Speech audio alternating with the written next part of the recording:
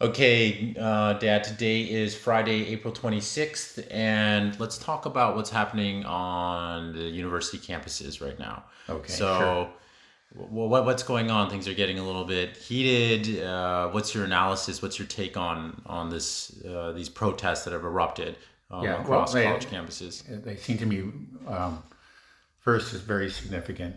It's been a number of campuses, including like Ivy League campuses like Columbia, and I think just recently Harvard, Princeton. They're yeah, they're widespread. I mean, and the administrations, I think, would almost without fail, are cracking down very hard. Calling in the police. I've seen a number of videos of students and professors being treated very roughly. It seems to me Mm, just with excessive force. Examples saw a, a, a woman professor, I think it was at Emory University, just hurled to the ground, her face slammed against concrete, her glasses fall off, and these two big burly guys on top of her, just completely excessive. right, I saw that. Also, some scary footage coming out of UT Austin, I believe, University of Texas, where they sent the state troopers in to break up the protest. Right. So do you Yeah, I don't know if it was there or it was somewhere else, but there were actually snipers stationed on the rooftops. I heard that there were Yeah, I snipers. saw the I pictures. saw that on Twitter. I didn't know if it was real. Yeah, I kind of wonder, maybe yeah, because I haven't heard it anywhere else. I just saw the Well, pictures. what's the point of putting snipers up on Yeah, college well, campuses? yeah, well, what's the point of sending like a SWAT team in, on a lot of these cases? We have a kind of a militarized police force, unfortunately. Have we? When people are seeing this happening, a lot of people think about the civil rights protest in the 1960s and the Vietnam War protest in the late 60s. Right. Is this comparable, like on the size of the scale? I wasn't around during that Yeah. time, so Well, it hasn't reached, well, this clearly, I don't think of this as peak. This is just a beginning. mm, It potentially is comparable. We still have a ways to go. Those protests lasted a long time, over a period of years. And well, if well, one question I have is if these protests, like you said, it's just beginning. When did the Vietnam War protest? When did they start to use, let's say, excessive force or call in the military or state troopers right, to disperse these protests? Because it seems like these protests just kind of got going a little bit, and then there was a very quick right, crackdown. right. Like Yeah, immediately, like right, let's stop this. right, right. Was that the same thing? Okay, yeah, Or did it slowly build momentum, and then they're like, yeah, okay, we gotta, squash this. This right. is getting out of control. Well, I'll say it was actually during the really the peak of the protests in the 1960s. I was in Africa. Mm. I was a 6 and a 7-year-old boy, and when we came back, I heard about all these things, and uh, I think it was during that time, for example, that People's Park was established in Berkeley. That was just it was a university property that was seized by the students, and they named it People's Park, and they squatted there. And Sounds very Chinese communist, yeah, because in all the cities in China, that's always the downtown park is People's Square, People's Park. Remember right. Guangzhou or So yeah, I think that the peak occurred around 1969, actually. That 68, 69. Um, and when did they begin? Well, it began with the free speech movement, actually, in the early 60s. That's when you kind of had the first campus unrest. And I think like in Berkeley, again, Berkeley was kind of a leader in a lot of these protests. It's the it was the early 60s. I really can't name the year, like 62 through like 64, 65 maybe, or maybe even earlier. And then there's gradually, the focus switched from free speech to the war in Vietnam. That was a real driver. Was there a real battle over free speech back then? Because it feels to me like free speech was something that's the core of our constitution, and I feel like just recently it's been under threat. But has it been under threat multiple times throughout our history? Or sure, I mean there have been different periods. There's like certainly like for example during the World War One there was an anti-German hysteria, and it led to not just riots and even killings of German Americans, but you saw people being removed from their jobs just for being Germans, expressing and attacked for expressing any sympathy or for the German side in the war. This was during World War One. World War One, correct. And then, of course, there was the McCarthy period. People were scared to death of being described as a communist. To avoid the communist label, that was, it was a kiss of death back then, or maybe not the kiss of death, but it could be a career ender. And so, yeah, it certainly did affect free speech. I mean, but I think it was on a smaller scale than what we're experiencing recently. I mean, you didn't have anybody going out and actually people saying, well, there's a problem with the First Amendment. Maybe we got to redefine it, or it's actually like kind of a barrier to what we really need to do. Even we're not talking about fringe people or saying things like that. For example, the new CEO of National Public Radio has made comments like that in the past. She actually had a censorship role, I think, with Wikipedia, and yeah, right, exactly. Now she's in charge of the largest public media organization, which is very. Yeah, I mean that's where we are. I wonder how those people justify it in their mind. Like if you're at a cocktail party and like, what do you do? It's like, oh, I'm chief censorship. I think I'm like these people. They all know each other and they all support each other, and they as far as they're concerned, everybody matters, thinks the same way as they do. Right. They think they're doing it. Right. And again, everybody knows. Within that elite group, everybody knows what the truth is.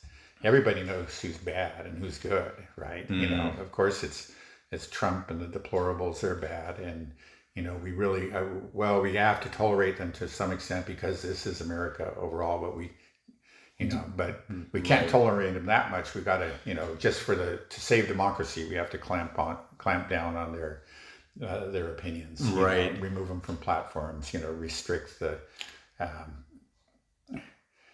Restrict the, at least limit the reach or the influence of their ideas. Do you feel like freedom of speech now is under the greatest threat that it's ever been under? Or do you think it's McCarthyism and what you're talking about World War One is worse? I think it certainly is under a greater threat now.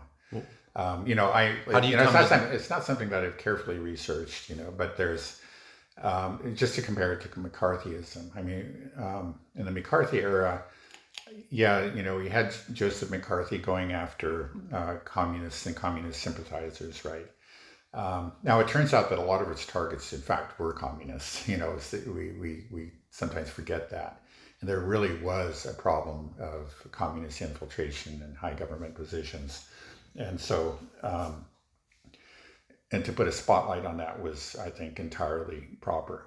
Well, do you think? I mean, is it proper just to show a spotlight on just certain ideologies and say that these aren't okay? Of course. I mean, that's you argue against them. Well, to argue against them, but not to go after them with lawfare or whatever. Just okay, you could explain your ideology and because I think what people are more concerned about maybe is the sort of the subterfuge, people.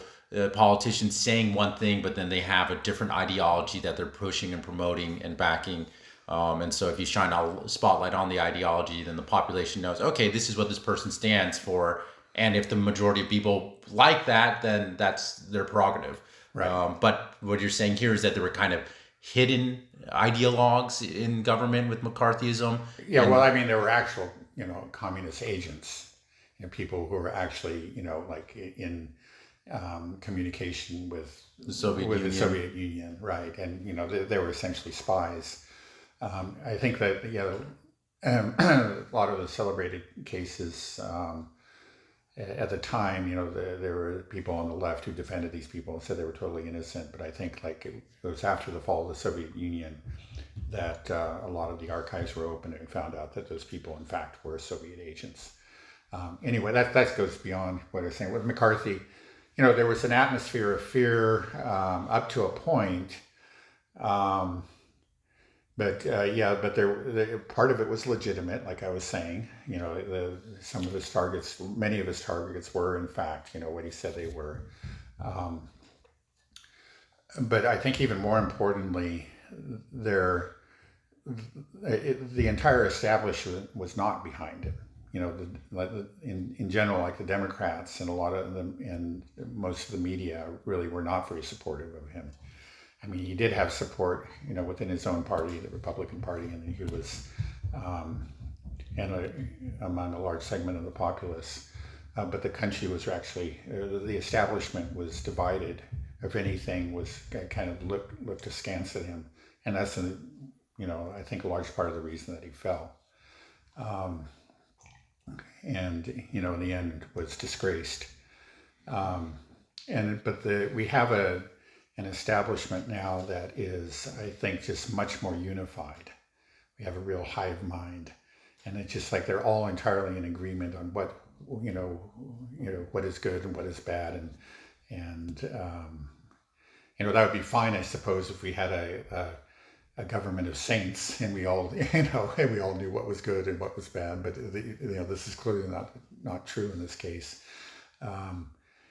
So you have a media and the entire Democratic Party and really and almost all of academia are actually of one mind on a large range of issues, and they just don't tolerate dissent. They don't see even the point. They're just so certain about what's right and what's not. I know what that mindset's like because I grew up in Berkeley and I heard a lot of conversations, discussions among academics and so forth. And there's really no dissent among. There was no debate. They just kind of like, right. They just start off. We assume we're all on the same page with this, of course, and everybody's of course. Right. Just those ignoramuses out there on the other side of the hills. Back in those days, it was the people on the other side of the Berkeley Hills were bad. Now it's maybe out in the red states or whatever. Right. Well, I mean, we saw some unrest on campuses during the COVID era, during the Black Lives Matter movement, and even leading up to that, there were a lot of calls for cancellation of conservative speakers. If someone like Milo Yiannopoulos went to UC Berkeley, I believe, just people, they shut it down. Right, and so they were actually, so it was kind of interesting because back then it was kind of the establishment and the left were suppressing the freedom of speech of conservatives. But what we have here is actually a much more liberal community in campuses that are they're protesting the genocide. This is one thing that's actually kind of frustrating for me is whenever I watch the news, they label these protesters as pro-Hamas supporters. Right. They don't label them as like, hey, actually, what is the root of this problem? Why are people actually protesting? It's because every 19 minutes a child is killed in Gaza, or that there are whole families being wiped out, and people can see it. Yeah, that's right.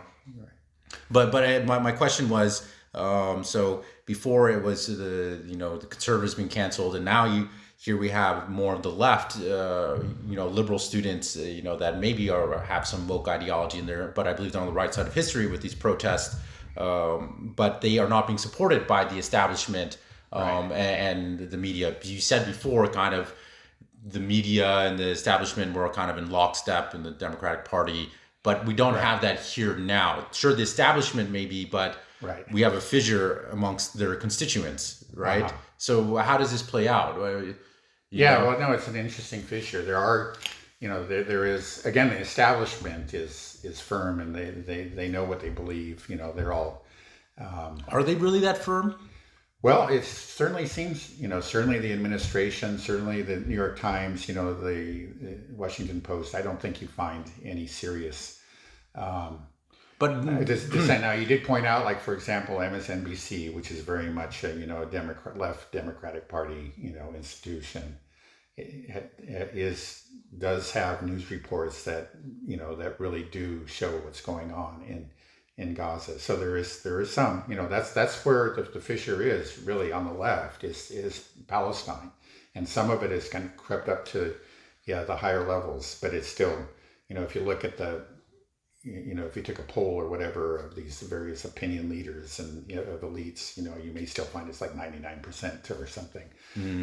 But down at the bottom, what we're seeing there on the campuses, there's a real change. I saw a very interesting poll on attitudes towards the Palestinians in Israel. And first of all, there is a left-right split. I mean, there's the sympathy for Palestinians is much stronger on the left, and sympathy for Israel is much greater on the right. But there's equally, if not greater, split between generations. So that when you look at the 65 and older, versus the 18 through 29s, there's a huge gap. Now, if you look at the left. Do you know what percentage of 1829s or, against the state of Israel, pro-Palestine? Do you have a number on the? Yeah, actually, I do. I mean, this was a poll that was taken by the Pew Research Center in February. So if anything, like what's increased? That's right, increased. The trends that we observed there increased. Now, among Democrats or Democrat-leaning people in the 7 through not 7, but rather 18 through 29 segment, there was only 7% were sympathetic with Israel. Wow. 47% were sympathetic with Palestinians, and 23% were sympathetic with both. Yeah, well, 23% were afraid of being called anti-Semites. Yeah, maybe, right. Now, actually, interestingly, like if you go out, you look among Republicans, there's definitely, they lean towards Israel, but it's much weaker among that segment too. So there's a plurality. 28% are sympathetic with Israel, 24 with both, and 12 with Palestine. So I mean, it's definitely tilted towards Israel, but it's not overwhelming. There's still there are more people that actually have some sympathy for Palestine than not, even on the Republican side of it. Now, if you go to the 65 and older, among Republicans, it's just overwhelmingly pro-Israel. 70% are sympathetic. Yeah. Only 3% are. So anyway, you can see what's going on. Right. It's happening much more rapidly on the left, but it's happening among all 18, 29. Right. So change is coming. Right. So that's what you're seeing on the campus. It's still the people that run these organizations, the Zionist organizations like, certainly AIPAC or other Jewish organizations like ADL.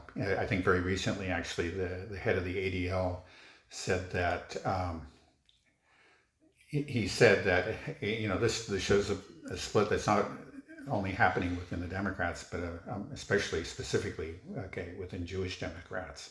He pointed to a pro-Palestinian organization like Students for Palestine or something like that, and the other one was Jewish Voices for Peace, and said that they were basically a political proxy for Iran, which is just such a stupid statement, right? But it also shows again, that there is this, these organizations have never seen this happen before, and they're scared. I mean, right. There is a rebellion that's taking place now. If you look at the total, and you look at the power structures, the power, that's still solidly Zionist through and through, right?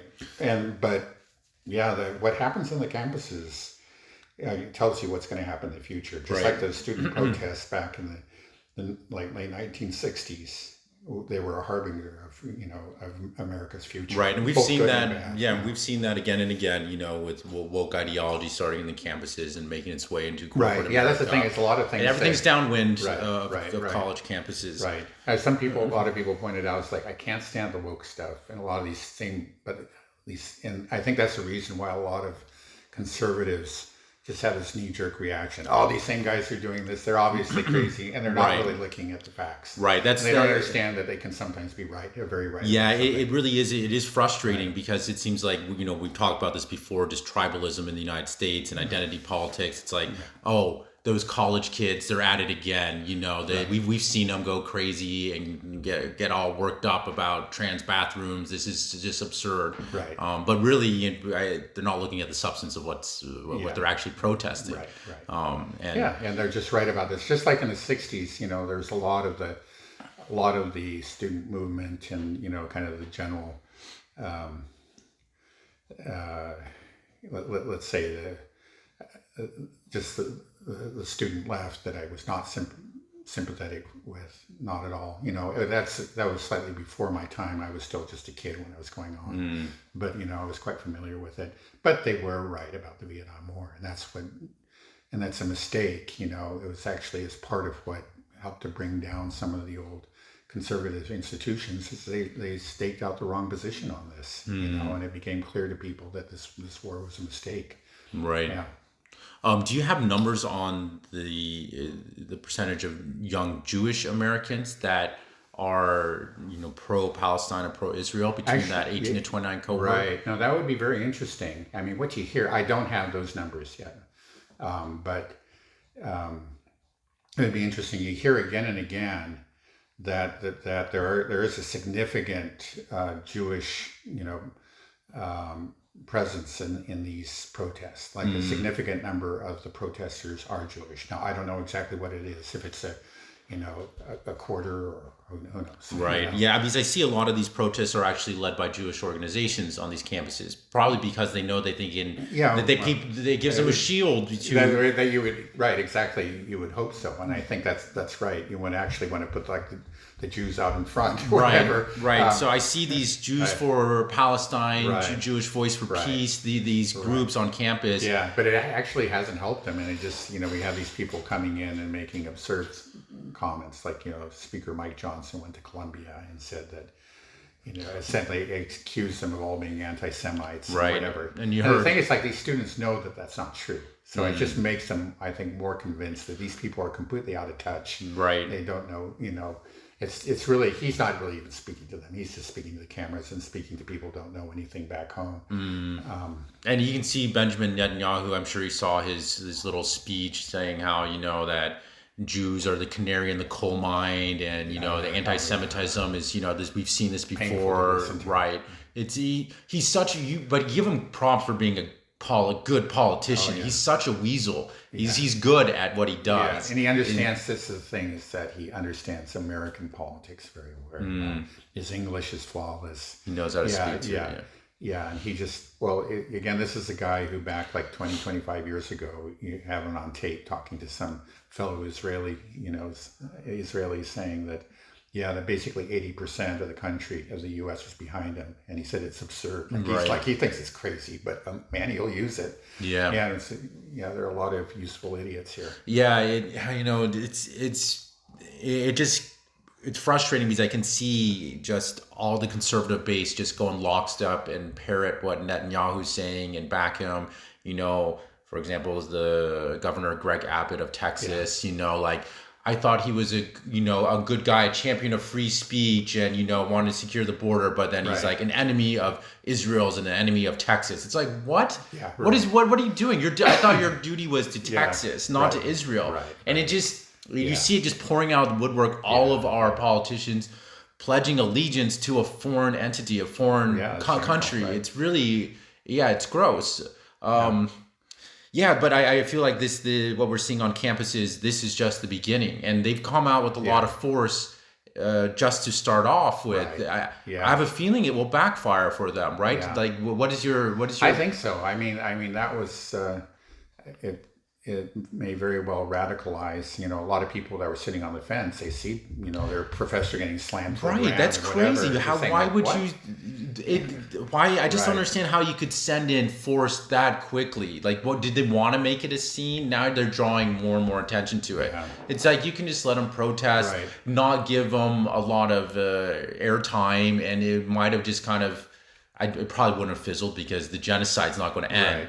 But it's. I just wonder how long that this will go on, and they'll try to paint it as these people being pro Hamas supporters, and it's basically Yeah, well, that's terrorist what they're doing. adjacent. That's But what they're doing already. Yeah. right, but I wonder how long they can do that before people start to realize, like, well, actually, they're doing this because there's a genocide that the United States is funding, and it's going to be harder and harder to deny that fact, especially Right. now that it looks like a Rafah invasion is kind Yeah. of underway almost. It's being Right. prepped, and we're seeing Yeah. more destruction, and Right. it looks like they're trying to maybe evacuate them all to the Sinai. I Yeah. mean, into Egypt. Is that what's going to happen? I think that's been the plan all around. It's just to drive them out of Gaza. They're gonna. Do they think once they do that, that everyone's going to just kind of be quiet and be like, oh, I guess Israel won that round. They get to take all this land. Yeah. Well, I think no. I think they went too far this time. We've talked many times about how so much of the land grabs were incremental, and so just people just didn't get used to it. It was a case of boiling the frog. Just the occasional complaint, but then or people, they do get used to it. They just say, oh well, they took another 10 acres. They don't stop and think, that yeah, that this is theft, and they're going to continue to do it. But now it's so much has happened so rapidly that a lot of people have had their eyes opened, and they're not going to forget. I think again, permanent damage has been done. So that means probably then these protests are not going to abet. They're not going to. I don't think so. I think these are these students have been radicalized in a good way. I mean, over a real issue, Right. Not a made up issue like COVID or Yeah. or transgender bathrooms or whatever. And they were on the wrong sides of those issues. That this is real, it's serious, and and they've had their eyes open to it, and that can only be good. And it may lead them, eventually away from the woke ideology as they get older too. It'll be a different, more mature kind of commitments and opposition. Okay, so do we expect there to just be more unrest? Will this spread out of campuses? Like we said, what happens on college campuses is usually downwind. The rest of of Well, society starts to Yeah, I absorb mean, it. if history never repeats itself exactly, but if the '60s protests are a guide, those kind of protests were pretty much limited to the campuses. It's true, and to university cities. But the thing is, those students, especially from the elite universities, you're talking about the future leaders of America, the future elite. And this future elite is likely not going to be, Zionist. So, that unconditional support for Israel, whatever happens, even if this present generation just does not budge, and, even if, a real genocide, a total genocide, or slash ethnic cleansing. I guess that's actually a form of genocide too. But the Gazans are all killed or driven from their territory. The Bidens and the Blinkens and the editors of the New York Times, they're still going to find a reason to, a way to rationalize it. But that next generation, maybe it's 20 years down the road, definitely will not. Yeah, I mean, it's hard to see any change happening quickly here in the United States because these things are so entrenched. These Right. the Zionists and the establishments and these institutions, and we just don't have any candidate politicians or presidential candidates. We don't have any that are not beholden to the Israeli lobby, to Israel. Right. And it's kind of frustrating. I imagine it's got to be very kind of a hopeless feeling for a lot of these protesters, these students that Yeah. realize they don't have an option. This is happening under a Democratic president, Biden, Right. and Trump is out there saying that Biden's a Hamas adjacent almost, Right. that he's not Right. supportive enough of Israel. Right.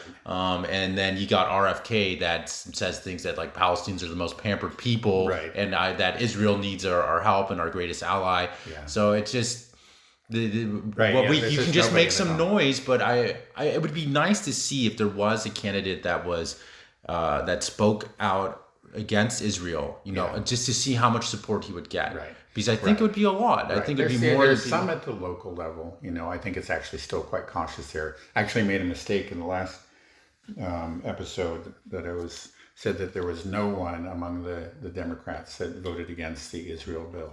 I looked at it. It was actually broken down by measures. There was a separate vote for Ukraine, for Israel, and then for Taiwan. And now on the Israel, there were 37 Democrats that People voted like against. Rashida Tlaib, Right. AOC. Yeah, I was just thinking there had to be. So, Right. I was just looking at the wrong table earlier. So that's something, it's still not a lot. It's like only 15% of the Congress. And then actually, among Republicans, there were 21 who voted against the Israel bill. So Probably it's almost as just strong, America First Right. principle. They probably people like Marjorie Taylor Greene. They love Israel, but at least she has the commitment to say, Right. America first, no Right. foreign aid to these others. So Yeah. I can appreciate that Yeah, at least. well, yeah, no, it's a healthy you know. principle. I mean, I think as a matter of principle, right? It's just like George Washington said, keep out of these foreign entanglements. We shouldn't go quite looking for monsters to slay, I think what it was. Yeah, so there is that on, and then but the dissent on the Ukraine vote was much more significant. It was a majority of Republicans, like 115 to 102 against the Ukraine funding. But it was true among the Democrats, not a single vote against that. And then on Taiwan, it was the same thing. There was like 25 or more Republicans that voted against funding for Taiwan, but not a single dissenting vote among the Democrats. And I just find that extraordinary. This was a party that was supposed to be, anti-war or whatever. That's just gone. That's just gone. There is a significant, let's say, non-interventionist faction within the Republican Party. You can see it. I mean, it showed up in all three votes, but it just doesn't exist. There isn't on the left. It's the peace, the peace movement, and it's just gone. The only one place where we're starting to see a crack, of course, is Israel. That's where the fissure's occurring. Do you think that there's any way that we can get kind of non-captured individuals into politics, insert them into our current system, or does the whole system just have to collapse, break? Like what is the way out of here? Because we talked about before, like it seems like the system just doesn't work anymore. Well, I mean, there is hope because, again, we've talked about this social media, in spite of the efforts and the successes that the censors have had in, trying to clamp down on free discourse and the spread of certain ideas on social media, it's there, and a lot of information is getting out that they just can't control. Especially on places like Twitter and so forth. Now it looks like they're going to shut down TikTok, and I think big part of the motivation for that was that a lot of the a lot of, I guess, these videos or whatever that you show on TikTok that opened people's eyes to what was happening in Gaza. Right. So there is reason to think. And then, we have Tucker Carlson. Again, Tucker Carlson was blamed by Mitch McConnell for delaying the vote. And I think a big part of the reason that well over 100 Republicans voted against it is that, they've been getting information from him. They know an alternative narrative. So, there is hope that it could come up through as things get worse, especially, people are generally complacent and just most people don't, like us, take an active interest in these issues. They just live their lives. They go to work and return home to their families, And if as long as they can do that, they just are not going to get worked up about anything. I mean, I think that's just a fact. But I guess if there's a serious economic dislocation, there's something, where it becomes difficult to live your daily life, and then people start looking for answers, and they they get angry, and they want to, and that's when people, the real change can occur, and it could happen in this country. I just don't know. Who knows what direction it could take? It could take in any of a number of directions. It could be very ugly. It could be, it could send us down the right road. We just don't know. Mm-hmm. Okay, well, I think we can end it there. We'll wait and see.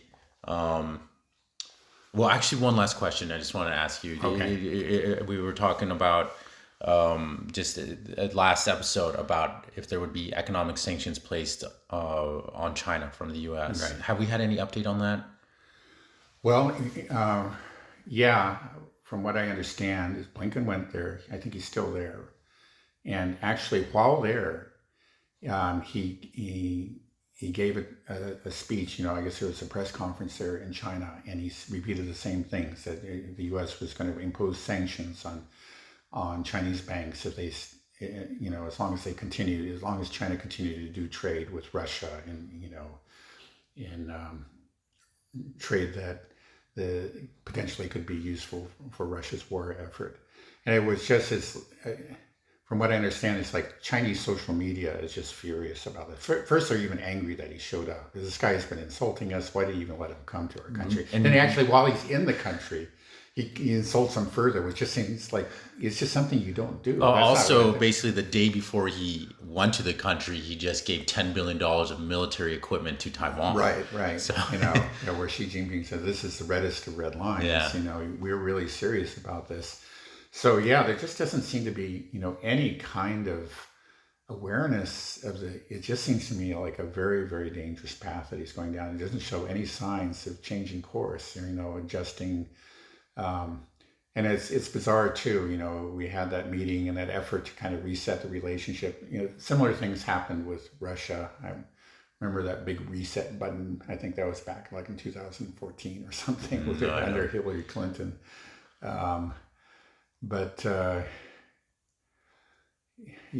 There's,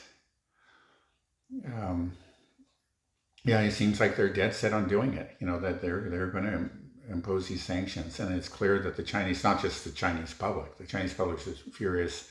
The government leaders, I guess Xi Jinping actually made comments. It's clear that he was not at all pleased with the Americans, and basically accused them of lying. He said something he said earlier, you'll say one thing and then you'll do another,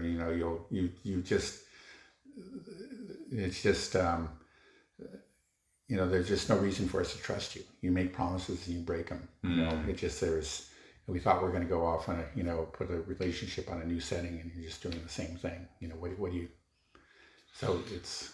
So, okay, yeah, we got a stormy forecast on all fronts, it looks like. Right. We got, potential sanctions war with China, which could be catastrophic and really lead to inflation.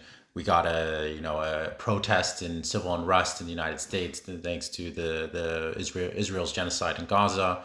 We still have don't forget, Iran on the back burner with Israel and Iran and Hezbollah. That's not over yet. It's still just sort of, just in the background, but it's still a very active bomb, a very active situation. Right. And then we got the situation in Ukraine where we just sent over that $61 billion. And it looks like Russia is moving, just the juggernaut moving forward, and it looks probably likely that I would say that Ukraine ends up collapsing by the end of the summer. So we got a lot of things hitting, plus insurmountable government debt with rising inflation, with interest rates as high as they are right now, and inflation still going. It's just everywhere you look. Right. It looks pretty bad. It looks like it's going to get pretty rocky. So yeah, we'll just monitor the situation. We'll have a lot to talk about at least. But any advice you have to anybody listening out there before we sign off?